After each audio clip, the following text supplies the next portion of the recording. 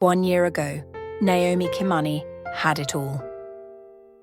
As one of Nairobi's rising investment bankers, she'd built the life she'd always dreamed of since leaving her small village in Nyeri. Her corner office on the 15th floor of Crystal Towers offered a panoramic view of the city she'd conquered. Every morning, she'd sip imported coffee from her designer mug, scroll through her impressive investment portfolio, and smile at the framed photo of her and James on their honeymoon in Seychelles.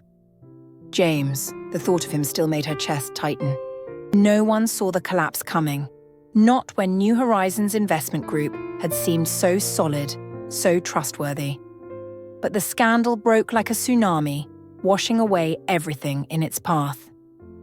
James, her husband of 3 years and the company's CEO, had been orchestrating one of the biggest Ponzi schemes in Kenya's history. While he fled the country with millions in investors' money, Naomi was left to face the aftermath. The media painted her as either a co-conspirator or a fool. Neither was a label she could survive in the banking industry. Her assets were frozen. Former friends crossed the street to avoid her. Even her own family in the village stopped taking her calls, ashamed of the scandal that played out on national television. Naomi used to find joy in the smallest things, the way sunlight filtered through her curtains each morning, the aroma of fresh coffee, even the mundane routine of sorting through her mail. That was before the darkness came, before she watched her carefully constructed life crumble like a house of cards in a storm. Now she lived in a tiny bedsitter in Kawangware, a far cry from her former penthouse in Kilimani.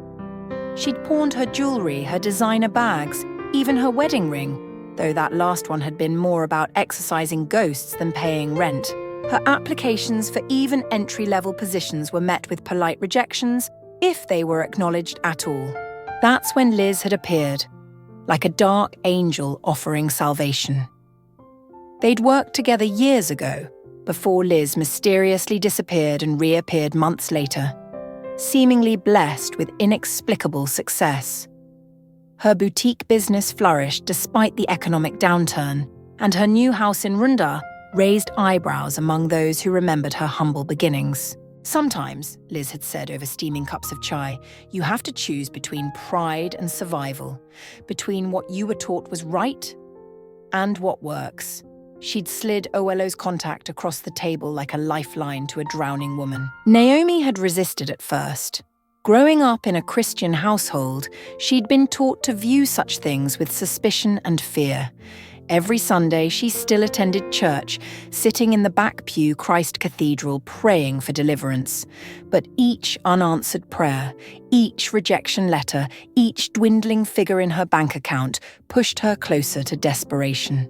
Now she sat in the back of a rattling matatu headed to Makutano, her nails digging crescents into her palms. The familiar weight of her wedding ring was conspicuously absent, pawned weeks ago to pay for rent she could no longer afford. Beside her, Liz hummed quietly, seeming almost cheerful despite their grim destination. "Are you sure about this?" Naomi whispered, her voice barely audible over the vehicle's engine. "About Owelo?" Liz turned, her eyes gleaming with an unsettling certainty. "He gave me everything I asked for, didn't he? Look at me now." She gestured to her designer handbag, her carefully manicured nails catching the light. "Sometimes God's timing isn't our timing, Naomi. Sometimes we need to expedite things."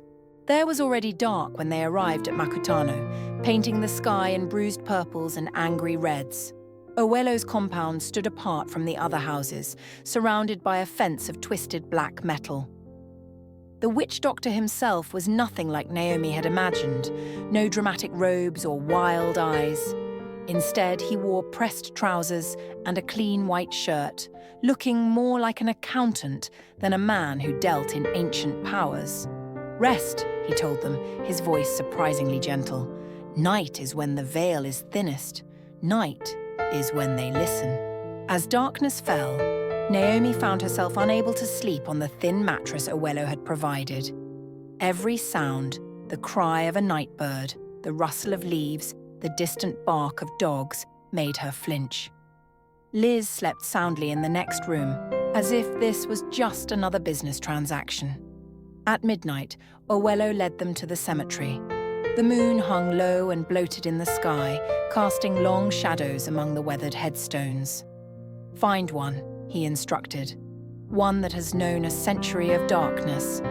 That soul will be your guide." Naomi's flashlight beam danced across dates and names eaten away by time.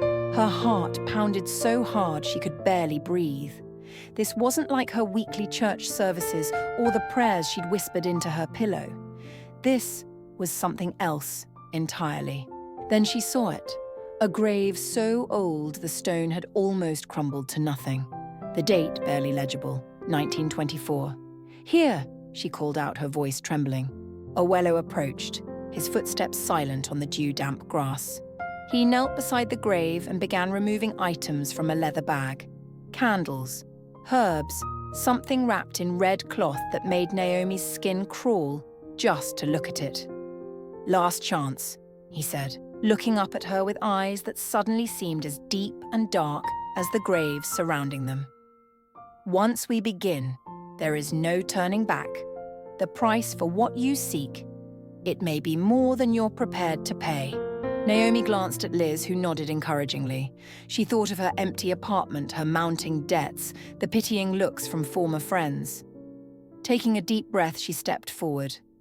"I'm ready," she said, praying she sounded more confident than she felt. Owelo's smile was kind, but there was something else behind it. Something ancient and hungry that made Naomi's blood run cold. "Then let us begin."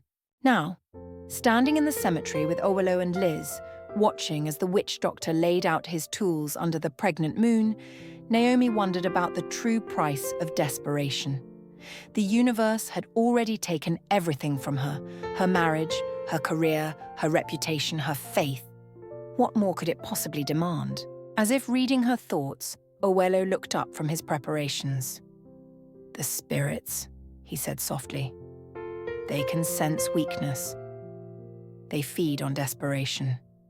But they respect courage." He reached into his leather bag and withdrew something that gleamed dully in the moonlight. "Are you ready, Naomi, to show them your courage?" The night wind whispered through the graves, carrying with it the faint sound of distant drums. Or perhaps it was just her heartbeat, pounding in her ears as she faced the moment of decision. Behind her lay the ruins of her old life. Before her, a door to something unknown and ancient. All she had to do was step through. Liz squeezed her hand, her grip fever-hot in the cool night air. "It's time, Naomi. Time to take back what life stole from you."